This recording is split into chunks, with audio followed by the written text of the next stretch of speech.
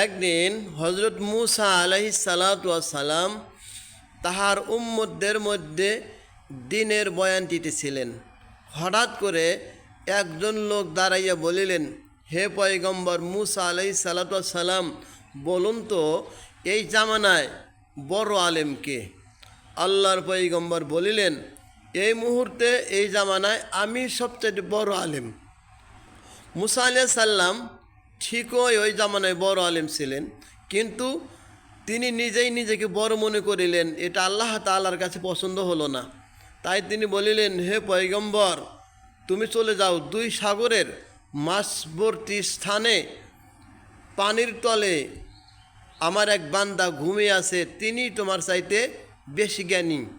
সুবহানাল্লাহি বিহামদি। প্রিয় বন্ধুরা, এজন্য দুনিয়ায় বড় মনে করা যাবে না, অহংকার করা যাবে না। সবসময় নিজেকে ছোট মনে করিতে হবে। নিজেকে যে ছোট মনে করে আল্লাহ তাআলা বলেন আমি তাকে বড় বানিয়ে দেই, আর যে নিজেকে বড় মনে করে আল্লাহ তাআলা বলেন আমি তাকে ছোট বানিয়ে দেই। আল্লাহ তাআলা যেন আমাদেরকে কবুল ও মঞ্জুর করেন। আমিন।